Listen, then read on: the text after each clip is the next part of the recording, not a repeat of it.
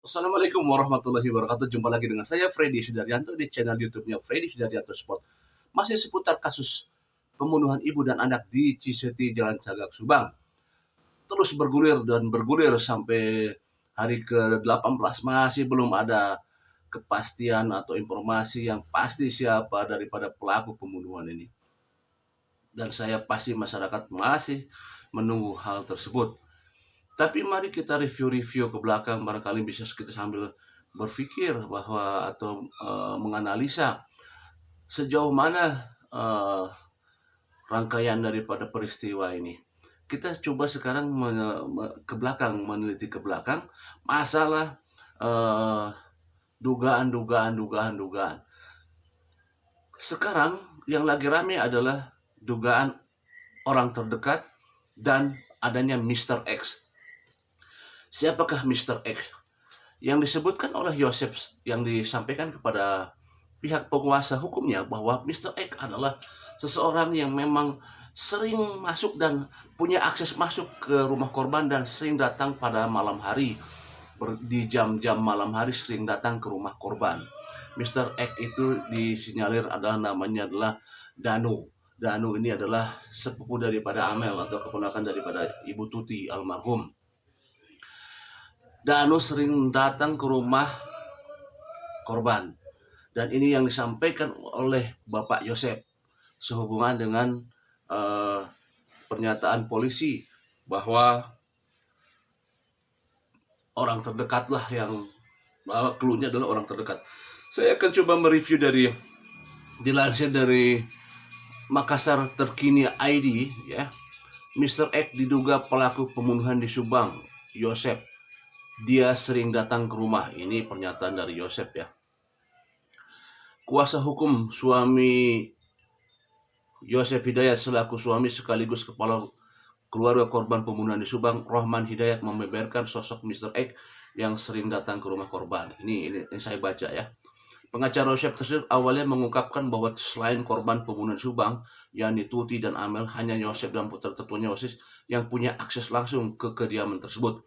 Pak Yosef kepada saya berbicara bahwa salah satu dari keluarga korban itu yang memiliki akses datang ke rumah selain kedua korban, yakni anak tertuanya Yoris dan Pak Yosef sendiri, ujar Rohman Hidayat kepada media. Akan tetapi, kata Rohman, ada satu sosok lainnya, itu Mr. X, yang sering berkunjung ke rumah korban pada malam hari. Oleh karena itu, menurut Rohman, Yosef menaruh curiga pada pelaku pembunuhan istri dan anak itu adalah Mr. X. Nah, ini pengungkapan Yosef ya, bahwa Yosef curiga bahwa Mr. X lah pelakunya. Itu kan wajar-wajar saja. Pak Yosef memang selama ini kan menjadi orang semua mengarah kepada Pak Yosef ya. Nah, sekarang mungkin Pak Yosef akan memberikan mengungkapkan juga, dan Pak Yosef mencurigai sosok Mr. X yang disebut Danu ini, karena menurut beliau Danu sering datang ke rumah korban, malah sampai malam-malam datangnya itu, tiap malam datang ke rumah korban. Kita lanjutkan lagi ya. Saya kurang tahu jelas, memang sudah biasa saja bahwa dia sering datang ke rumah itu, menurut keterangan Yosef, ungkapnya. Kita lanjut lagi.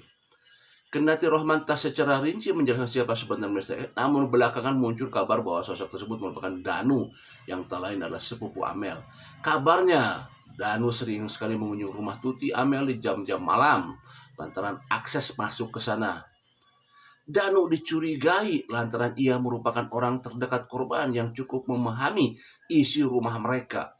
Nah, jadi ya dugaannya seperti itu, atau mindsetnya bahwa Danu sering datang ke rumah dan tahu situasi di rumah. Pihak kepolisian sampai saat ini masih bekerja keras pagi, siang, dan malam, jadi kita tunggu saja hasilnya. Itu kata Rohman. Ya, itu tadi pernyataan dari salah satu media bahwa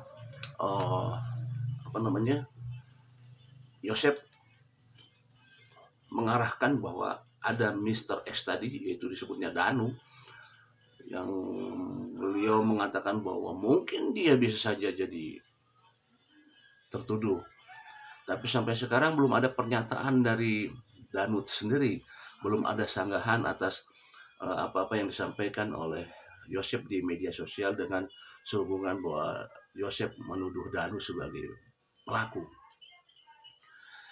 Kita sebagai warga mengikuti terus perkembangan, tapi mari kita lihat, kita sebagai warga juga memang kalau melihat daripada clue yang disampaikan oleh polisi bahwa pelakunya adalah orang terdekat, itu kata Kombes AKBP Kapolres Subang ya, bahwa clue-nya adalah orang terdekat. Ya kalau orang terdekat ya tadi bisa disampaikan, bisa suami korban ya, bisa istri mudanya, atau bisa yang berhubungan dengan Amel, misalkan pacarnya Amel, atau bisa saja mungkin mantan pacarnya, atau bisa tadi disebut dengan Mr. X adalah saudara daripada sepupunya, ya itu orang terdekat. Tapi dari sekian orang terdekat itu, siapa yang punya akses masuk? Kenapa? Karena tidak ada pengrusakan pintu, jadi dia masuk ke dalam dengan santai. Masuk ke dalam rumah dengan santai, tidak ada pembobolan, ya berarti dia punya akses kunci masuk ke dalam. Dan yang punya kunci akses pastinya adalah orang yang sering masuk ke rumah. Secara tidak langsung seperti itu, ya punya duplikatnya, tahu situasi di rumah di situ, sering masuk ke rumah situ. Memang ini jadi pemahaman daripada warga seperti itu. Memang ini sangat apa namanya, misteri ya, sangat misteri siapa sebenarnya ini. Ya pihak kepolisian sampai hari ke-17 18 ini masih belum memberikan informasi.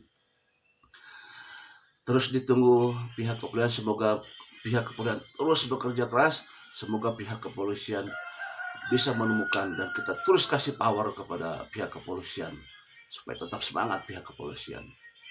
Barangkali itulah sedikit gambaran saya sebagai warga masyarakat, mewakili rekan-rekan untuk sama-sama berpikir ya, karena ya kita sama-sama pengen tahu sampai sejauh mana perkembangan daripada kasus pembunuhan ibu dan anak ini. Tentunya kita menunggu semua. Demikian ngobrol-ngobrol sebentar, mari silakan yang mau komen di bawah ya, masalah terutama masalah Danun ya, Mr. X, masalah Mr. X. Pertanyaannya apakah mungkin dia sebagai terlibat? Pertanyaannya apakah mungkin terlibat Mr. X yang disebutnya Mr. X itu Danu, sepupu dari Amel. Karena memang kita gini, Danu itu adalah salah satu juga termasuk adalah pengurus di yayasan, dan disinyalir yayasan itu sebagai awalnya konflik daripada pembunuhan ini. Itu menurut informasi dari media ya. Gitu. Ya, who knows, siapa tahu. Jangan terus. Assalamualaikum warahmatullahi wabarakatuh. Mangga yang belum subscribe dulu, biar saya semangat terus menggali, membuat konten-konten yang positif. Assalamualaikum warahmatullahi wabarakatuh.